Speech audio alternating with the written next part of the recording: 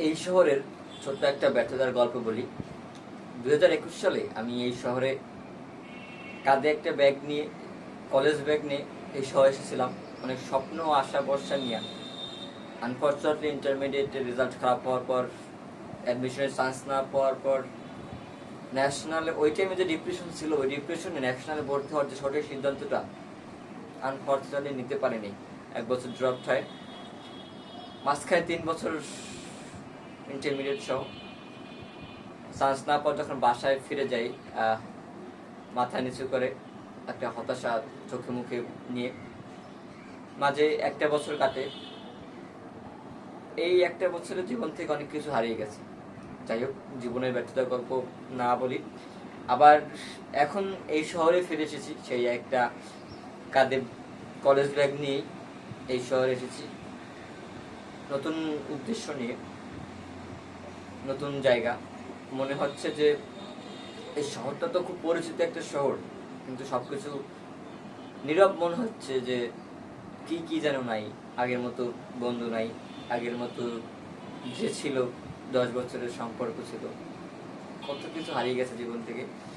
কোনো কিছুই আর আগের মতো নাই। এই শহর আগের মতো এখনো কোলাহল, ব্যস্ত নগরী, কিন্তু একটা ব্যর্থতার যে ছাপ, ওইটা মানে শহরের দিকে যেদিকে তাকাই ওই দিকে দেখি ব্যর্থতা ব্যর্থতা ব্যর্থতা। কোন দেখি সফলতা বা আনন্দ খুঁজে পাই না।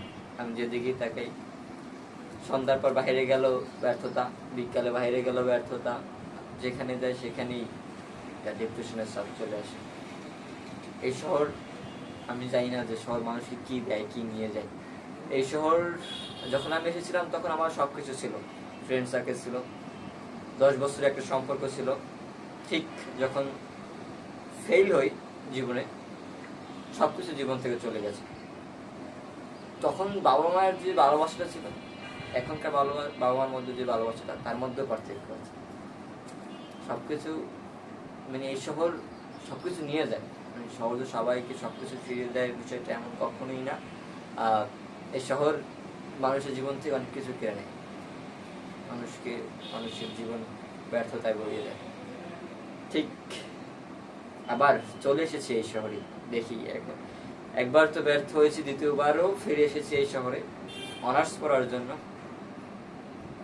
আর দেখি কিছু করতে পারি কিনা এই ব্যর্থ শহরের ব্যর্থ চিন্তা ভাবনা, ব্যর্থ মানসিকতা নিয়ে।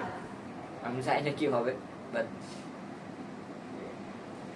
21 সালের পর থেকে এখন পর্যন্ত এ পর্যন্ত যা হয়েছে, আলহামদুলিল্লাহ।